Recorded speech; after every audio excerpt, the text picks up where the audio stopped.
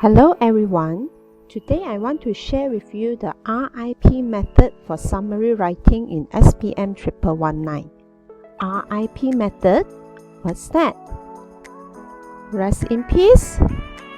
No. Before I tell you what's RIP, let's go through one sample summary question first. This is taken from the trial paper of Sabah in 2019. In section C, you have to read through a passage, then answer some comprehension questions, followed by a summary writing. Today we only focus on summary writing, which is question 31. Full marks for summary writing is 15 marks, 10 marks for content, and 5 marks for language. If you aim for an A for your SPM English, you must aim to get full marks for your content. That means you must be able to identify at least 10 content points in the passage. Now let's learn the RIP method to do our summary. Whenever you do summary, remember RIP. Read, identify, and paraphrase. The first step, read. What should you read? First, the passage. When you are doing your comprehension questions, you have already read through the passage and understand what the passage is all about. Next, read the instruction. This is very important because the instruction gives you a lot of information that you need in order to fulfill the requirement of the question. Now, let's go through an example. When you read the instruction, we need to focus on a few things in the instruction. Now, I will go through these items with you one by one in details. First, the requirement of the task. Highlight the keywords when you are reading this. The preparation the writer had to face and listen to before going to the university.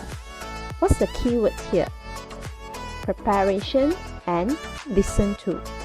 So when you look for points later, you only need to focus on what are the preparations the writer had to do and what are the things that he had to listen to. Next, from which part of the passage you need to find out the points. From line 6 to line 37. Let's find out these lines in the passage very quickly now. Where is line 6 to line 37? We see line 5 here, so line 6 is right under it. Line 35 is here, so line 37 is 2 lines below it. Let's draw the boundary for this part. That means you only need to look at this part when you are looking for the content points. The other parts of the passage, just ignore it. I really encourage all of you to draw the boundary before you start looking for the content points, so that you will know the boundary very clearly when you are looking for your points later on, and this also helps to avoid unnecessary careless mistakes. Then, how long your summary should be? Many students like to ask, "Teacher, can I write more than 130 words?" I will tell you, you can do that, but you are only wasting your time and effort. Let me tell you why. When marking your summary, the first thing the examiners do is counting the words. Whether you count and state the number of words in your answer paper, the examiner will never look at what you write and will still count it again before they start marking. And are they going to count the whole piece of your writing? No, they will only count until 130 words. For example, the 130th word is very. When they count until here, they will write a stroke like this. Are they going to continue counting all the words you have written? I'm so sorry. Starting from the 131st word, they are not going to look at them at all. No matter how good your language is or how many content points you have written in this part, you are only wasting your time. Okay, that's the R in the RIP method. Let's move on to the next step. Identify. Identify means you have to find out the content points in the passage. Let's look at the instruction again. The question asks you to write about the preparation the writer had to face and listen to before going to the university. The keywords here are preparation and listen to. So you need to scan through the passage again, and this time, after each sentence you read, pause for a while and ask yourself, does this sentence refer to preparation or what the writer has to listen to? If your answer is yes, then this is the point. Let's try this method with the first two paragraphs in the passage. This is a passage which we have drawn the boundaries from line 6 to line 37 just now. Now, let's try with the first two paragraphs, which is from line 6 to line 16. As we are reading, we pause at the end of each sentence and ask ourselves, is this preparation or what the writer is listening to? If yes, we will underline the sentence. At this stage, we only identify the points. Don't do any changes to the sentence first. We will do paraphrasing in the next step. And I also advise you to use pencil instead of highlighter or pen to underline, so it's easier for you to do correction if there's any mistakes. Now, let's begin. The University of Nigeria, Nsukka awaits. Is this preparation or what the writer is listening to? No. Okay, so let's move on to the next sentence. My mom's shouting prompting me to wake up for prayers confirm it. Is this preparation? Yes. Wake up for prayers is a preparation, right? So this is C1. Next sentence. My heart swelled up again at finally making it to the university. Is this preparation or what the writer is listening to? No, this is only a feeling.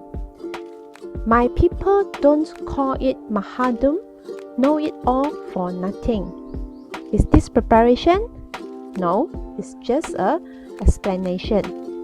Next, Frank boy, you are good, I kept saying to myself.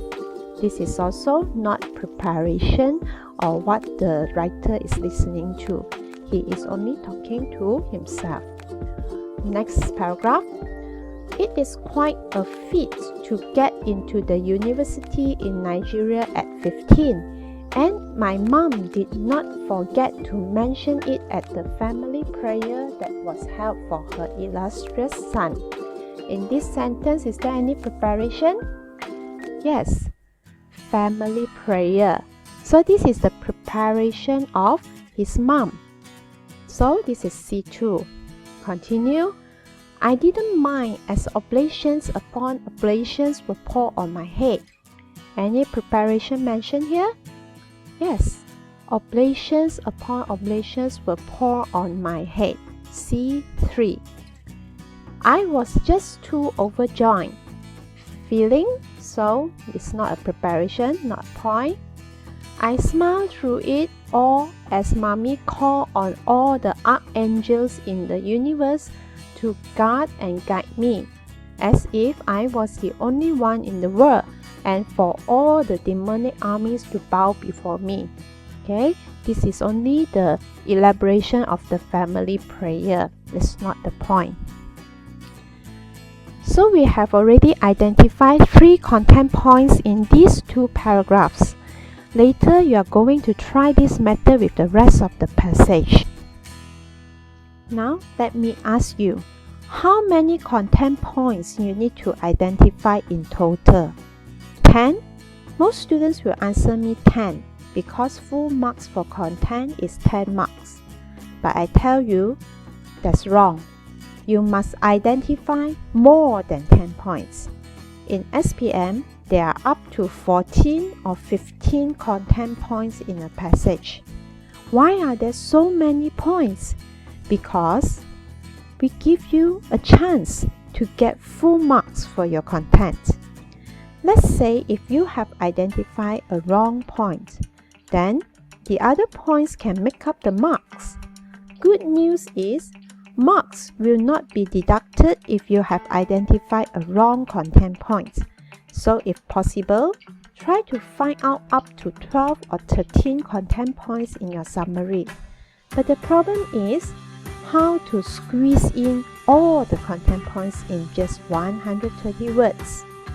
That's impossible without paraphrasing, which is the third step of the RIP method. Paraphrasing means you use your own words to write the summary without changing the original meaning. There are a few ways you can do it.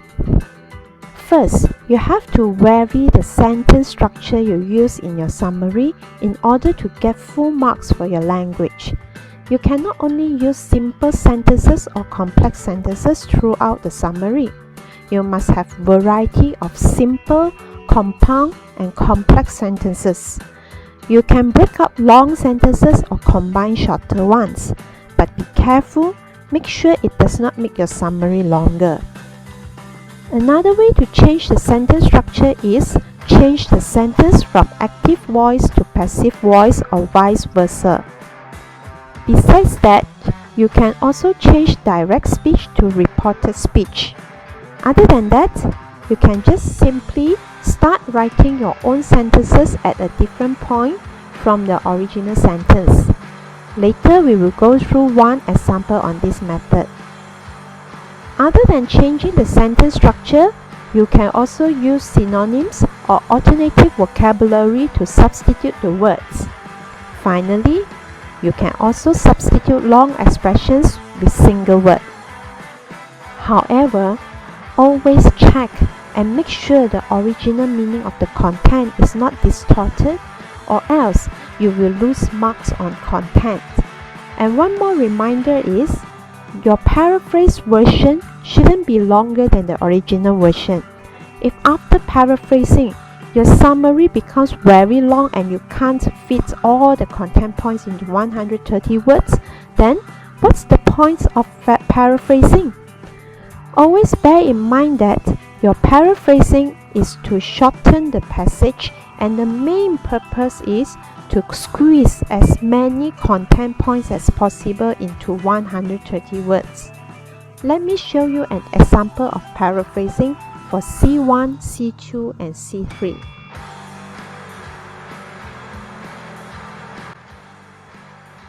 This is the original version, C1, C2, and C3, which we have identified earlier.